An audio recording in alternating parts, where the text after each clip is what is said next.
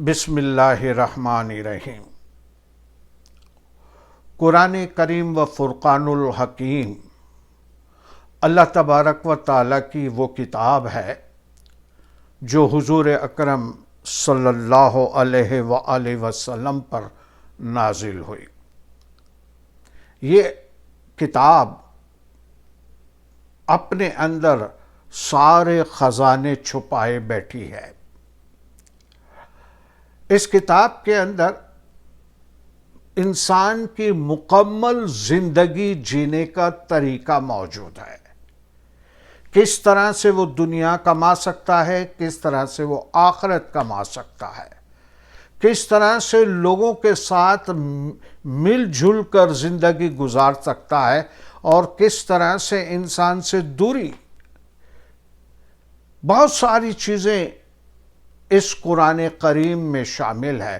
جب غور کرتے ہیں تو اس میں بہت سارے جو نکتے ہیں وہ ہماری سمجھ میں آتے ہیں۔ قرآن کی بہت ساری آیتیں شروع ہوتی ہے یا ایھا الناس، اے انسان۔ اس کا مطلب کہ جو خدا کا پیغام آ رہا ہے وہ عام انسانوں کے لیے ہے، یا میں دوسرے الفاظ میں کہہ دوں عام مسلمانوں کے لیے ہے۔ اور دوسری جگہ خداوند عالمین کوئی خاص پیغام ہوتا تھا تو اس وقت فرماتے تھے یا ایھا الذین آمنوا، اے ایمان والو۔ تو یہ دونوں جو خطاب ہیں الگ الگ، یا ایھا الناس اور یا ایھا الذین آمنوا، اس میں بہت بڑا فرق ہے، بہت بڑا فرق ہے۔ عام انسان تو کوئی بھی ہو سکتا ہے، عام مسلمان تو کوئی بھی ہو سکتا ہے۔ میں نے کلمہ پڑھ لیا لا الہ الا اللہ محمد رسول اللہ، میں مسلمان ہو گیا، لیکن کیا ایمان میرے اندر داخل ہوا ہے؟ کیا ایمان میرے دل میں آ چکا ہے؟ نہیں، ابھی تو میں نے صرف اسلام قبول کیا ہے، ابھی تو میں نے صرف اسلام قبول کیا ہے، اور اسلام کی جو بنیادی باتیں ہیں اس پہ میں عمل کر رہا ہوں۔ ایمان تو شاید ابھی بہت دور کی بات ہے۔ لیکن آج کے دور کے اندر بھی، آج کے زمانے میں کوئی 1400 سال پہلے کی بات نہیں کر رہا، میں کوئی 700 سال پہلے کی بات نہیں کر رہا، میں آج کے زمانے سے کی بات کر رہا ہوں کہ آج بھی ایسے لوگ ہیں، گستاخی معاف، جو صرف زبانی مسلمان ہیں۔ ایمان تو ابھی بھی ان کے اندر نہیں آیا، کیونکہ ایمان الگ چیز ہے، ایمان الگ چیز ہے، اور ایمان کو سنبھالنا انسان کی اولین ترجیح ہونی چاہیے کہ اپنے ایمان کو ڈگمگانے نہ دے، اس کے لیے دعائیں کرتا رہے رب العزت سے، اس کے لیے سجدے کرتا رہے، اور اپنے ایمان کی سلامتی اور اس کی مضبوطی کے لیے گڑ گڑاتا رہے اللہ کے دربار میں۔ تب جا کے ایمان مضبوط ہوتا ہے، وہ بھی آہستہ آہستہ، جیسے آپ بیج بوتے ہیں اور پھر اس میں پانی ڈالتے ہیں تو درخت جو پروان چڑھتا ہے وہ آہستہ آہستہ چڑھتا ہے۔ لیکن ضروری نہیں ہے کہ کوئی 50-60 سال کا آدمی یا 70 سال کا آدمی ہے تو وہ یقیناً ایماندار ہوگا، نہیں۔ جج تو خیر خداوند عالمین ہی کریں گے، لیکن ہمیں اپنے طور پر یہ دیکھنا ہے کہ کیا ہمارا ایمان اللہ تبارک و تعالیٰ پہ مکمل ہے؟ کیا ہم مکمل طور پر خدا کو وحدہ لا شریک سمجھتے ہیں؟ کیا ہم خدا کو واقعی رازق اور خالق سمجھتے ہیں؟ اگر سمجھتے ہیں تو مبارکباد ہے، ورنہ میرے جیسے کا ایمان تو ایسا ہے کہ جو ذرا سی کوئی انہونی بات کر کے بتا دے، کوئی معجزہ نما کوئی چیز کر کے بتا دے، ہمارے ایمان ڈگمگا جاتے ہیں، ہمارے ایمان ڈگمگا جاتے ہیں۔ اب اس کی مثال میں دیتا ہوں. تقریباً 1969 میں پاکستان کے جو الیکشن ہونے والے تھے اس کے قریب کی بات ہے. آپ لوگوں کو یاد ہوگا انڈونیشیا کی ایک عورت بہت سارے ممالک میں گھومتی ہوئی پاکستان میں آئی تھی، اور پاکستان میں آئی تھی. بہت سارے لوگ آتے. زورا فونا میں کیا خاص بات تھی؟ زورا فونا میں یہ خاص بات تھی کہ اس کے پیٹ کے اندر سے بچے کی اذان کی آواز آتی تھی.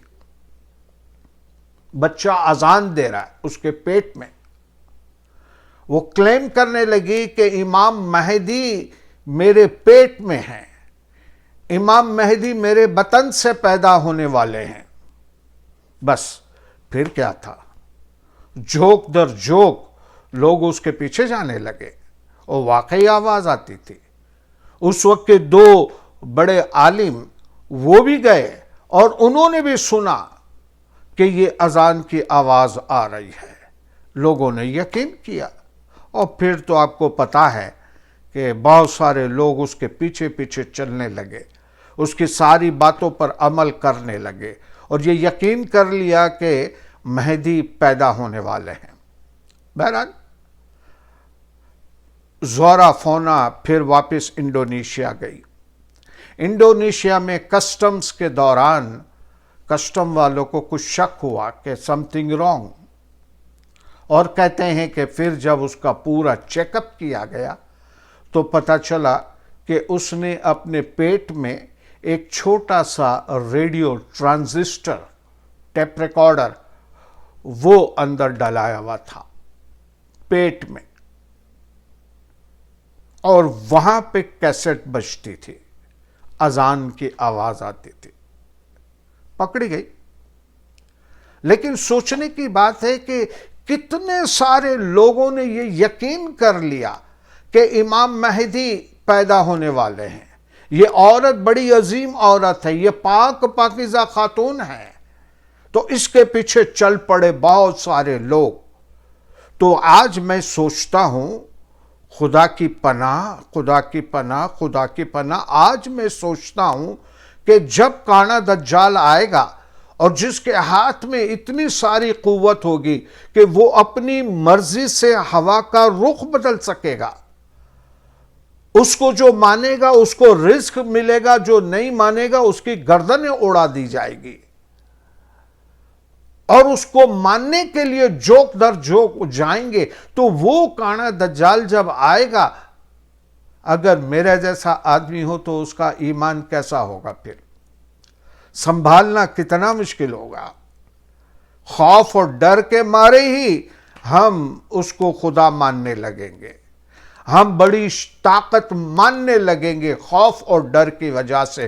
تو وہ تو کانا دجال تو بڑی دور کی بات ہے، لیکن آج کے زمانے میں چھوٹی چھوٹی کوئی ترکیبیں کرتا ہے، چھوٹی چھوٹی باتیں کرتا ہے، تو ہم اس کے پیچھے چلے جاتے ہیں، ان کی باتوں پہ عمل کرنے لگتے ہیں. اور میں بڑا حیران ہوتا ہوں اور مبارکباد دیتا ہوں. پاکستان ٹی وی کے کچھ اینکر ہے، مجھے ابھی نام یاد نہیں آ رہا ہے، لیکن سر عام جو پروگرام کر رہے تھے، انہوں نے کیسی کیسی چیزیں باہر نکالی، کیسے جو بناوٹی اور بہروپی جو لوگ تھے، جنہوں نے بھولے لوگوں کو بے وقوف بنا کر ان کا پیسہ، ان کی ملکیت لوٹی ہے. لیکن وہ بھولے لوگ پھر بھی اس کے گھر پہ، اس کے در پہ، اس کے مزار پر، اس کی جگہ پہ جا کے سجدہ کرتے تھے. سب کچھ ہونے کے باوجود اس میں بہت ساری چیزیں انہوں نے بتائی، جس میں ایک کوئی ایسا بھی تھا کہ جس کے مزار کے باہر گندگی کا ڈھیر تھا، یعنی پانی گندا، بولے کہ اس میں نہاؤ تو تم پاکیزہ ہو جاؤ گے. اور لوگوں کا ایمان ہو گیا، اس میں لوگوں کو یقین آنے لگا. اور آپ دیکھیں وہ پروگرام کے اندر کہ لوگ کہتے ہیں کہ جی یہ بڑا اچھی جگہ ہے، اور یہاں پہ ہم آ کے اسنان کرتے نہاتے ہیں تو ہمارا مرض دور ہو جاتا ہے. ارے گندگی کے اندر نہانا!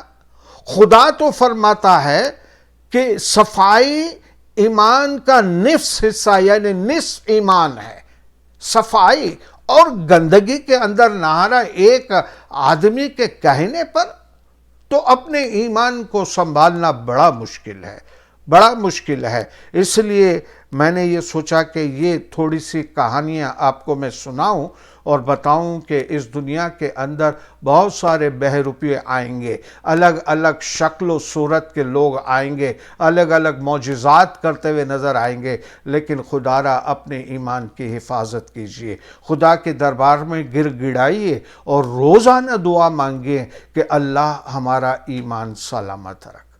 بس آج کے لیے اتنا ہی، انشاءاللہ عزیز پھر ملاقات ہوگی، اس وقت تک کے لیے اجازت، خدا حافظ، جیو اور جینے دو۔